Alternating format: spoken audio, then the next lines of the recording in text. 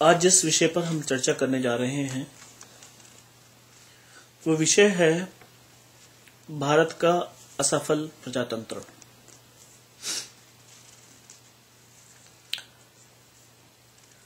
कहने को तो भारत में कहा जाता है कि भारत का लोकतंत्र विश्व का सबसे बड़ा लोकतंत्र है। निसंदेह भारत का लोकतंत्र विश्व का सबसे बड़ा लोकतंत्र है, क्योंकि भारत 1 अरब से अधिक आबादी वाला देश है। किंतु क्या सबसे बड़े होने के साथ साथ क्या भारत का लोकतंत्र सबसे अच्छा लोकतंत्र भी है?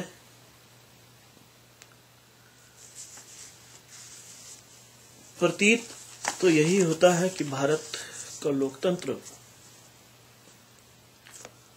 सर्वदा से असफल रहा है, असफल है, और ऐसे निकट भविष्य में कोई आसार नजर नहीं आते कि भारत में लोकतंत्र सफल हो पाएगा।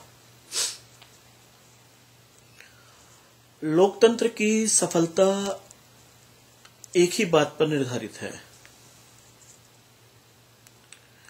कि अच्छा उम्मीदवार राजनीति में रुचि दिखाए और हमारी प्रजा के पास, देश की प्रजा के पास वो आंखें हों, वो समझ हो जो एक अच्छे उम्मीदवार को चयन कर सके। यह दोनों ही चीजों का अभाव है। प्रथम, अच्छा उम्मीदवार भारत में राजनीति में आना नहीं चाहता। अगर तथाकथित किसी अच्छे व्यक्ति से आप पूछो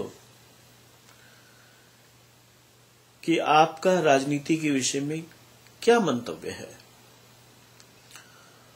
तो उसका एक ही जवाब होगा कि मैं भाई राजनीति से दूर रहता हूं, क्योंकि राजनीति का अर्थ भारत में उठापटक, टांग खींचना, दूसरे को गिराना, लड़ाई झगड़ा, फसाद, यही राजनीति के मायने बन गए हैं। जबकि राजनीति के असली मायने कुछ और हैं। राजनीति 2 शब्दों के मेल से बना है, राज्य और नीति। राज्यम नयति उन्नतिम प्रापयति स राजनीति। नीति का अर्थ है उन्नति की ओर लेकर के चलना, उन्नति को प्राप्त कराना। जो विधा, जो व्यवस्था राज्य को उन्नति की ओर लेकर जाती है, उन्नति प्राप्त कराती है, उस व्यवस्था को राजनीति कहा जाता है। किंतु समय के अनुसार मायने बदलते हैं, शब्दों के अर्थ बदलते हैं। फिलहाल राजनीति का अर्थ टांग खींचना, दूसरे को गिराना, गुंडागर्दी, घुसपैठ आदि आदि चीजों में सिमट कर रह गया है। तो अच्छा व्यक्ति राजनीति में आना नहीं चाहता, और कहीं भूल चूक से, कुछ लोगों की सदप्रेरणा से या अंतर प्रेरणा से एक अच्छा व्यक्ति साहस भी करता है राजनीति में आने का, तो उसको जल्द ही समझ में आ जाता है कि मैं चुनाव नहीं जीत पाऊंगा, क्योंकि भारत के जो मतदाता हैं उनका विभाजन अच्छे और बुरे लोगों के बीच में नहीं है। ऐसा नहीं है कि मतदाता जो उम्मीदवार का चयन करेगा उसमें वो ये ढूंढेगा कि अच्छा कौन है, बुरा कौन है। बजाय इसके मतदाता अपनी जाति वाले को, अपने क्षेत्र वाले को, अथवा जो उसका स्वार्थ सिद्ध कर सके, मान लो कोई जाट है, यादव है, मल्होत्रा है, वगैरह वगैरह है, तो एक यादव जब वोट देने जाएगा तो वोट देने में उम्मीदवार की प्राथमिकता यादव को होगी, अर्थात एक यादव यादव को वोट देगा, एक जाट जाट को वोट देना चाहेगा, एक ब्राह्मण ब्राह्मण को वोट देना चाहेगा, एक जैन जैन को वोट देना चाहेगा, एक मुस्लिम मुस्लिम को वोट देना चाहेगा। तो मतदाता का चयन अच्छे और बुरे के आधार पर नहीं होता, अपितु जाति के आधार पर होता है, क्षेत्र के आधार पर होता है, अथवा जो उसके तुच्छ स्वार्थों को सिद्ध कर सके।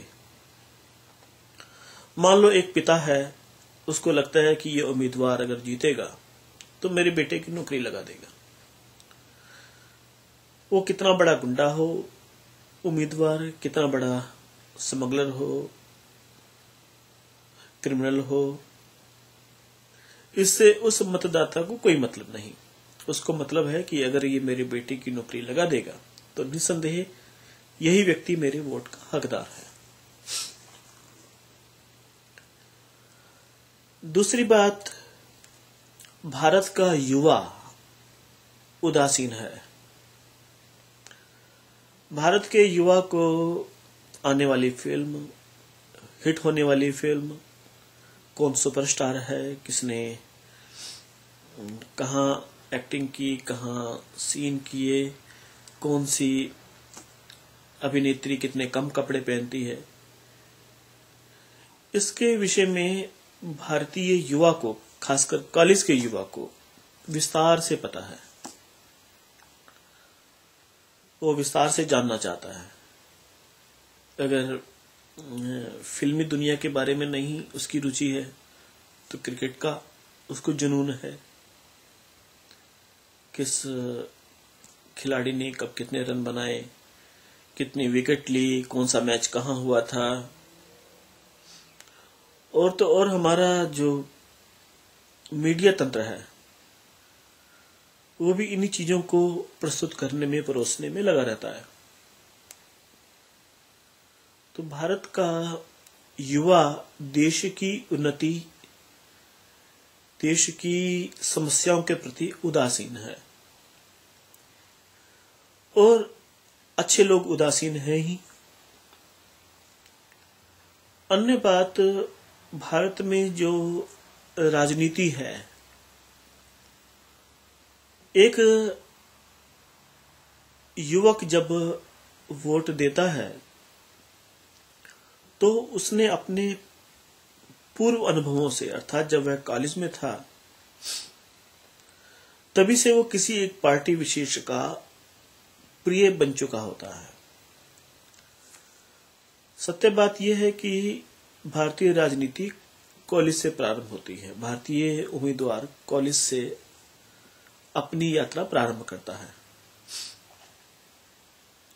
जैसे भारत में अभी दो मुख्य बड़े दल हैं, भाजपा और कांग्रेस, और भी कई छोटे मोटे दल हैं। तो जो युवा अपने कॉलेज के दिनों में भाजपा का समर्थक बन गया है तो वो जीवन भर भाजपा का ही समर्थक बना रहेगा। कोई बसपा का हो गया तो बसपा को ही वोट देगा, कोई कांग्रेसी है तो उसके रक्त में कांग्रेस मिश्रित हो गया है।